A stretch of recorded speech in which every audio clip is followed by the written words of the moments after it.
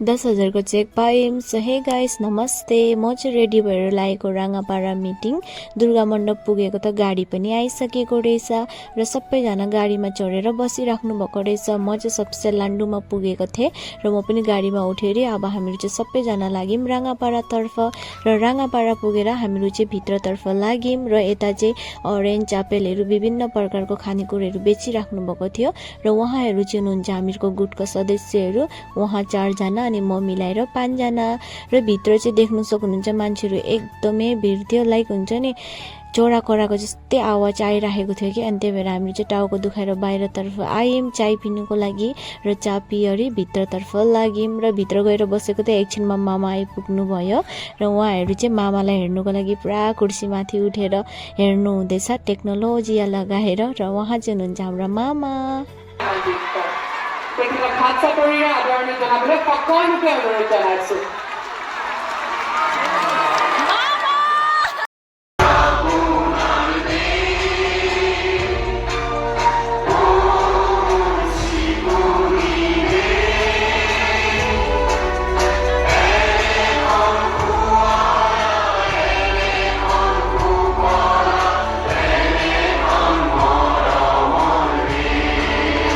हुनुहुन्छ MLA sir Krishna कमल ताती, कुमार लिम्बू डांगरिया, पृथ्वीराज राभा डांगरिया, आमार उपस्थित थका समूह मंचत उपस्थित थका বিষয়াসকল আৰু 6 বজাত কোন কোন আহিছে হাত দাঙক।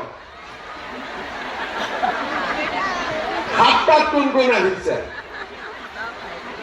7টাত অহা মানুহে নাই দেখোন। 6টাত আহিছে। ৰাতিপুৱা ঘৰত কিবা খাই আহিছে নে নাই খোৱা? নাই খোৱা। ধন্যবাদ। এইবাৰ নৱজ্যোতি আত্মসহায়ক গোটৰ শ্ৰীমতী লতা দেৱীক আগবাঢ়ি আহিবলৈ অনুৰোধ জনাইছো।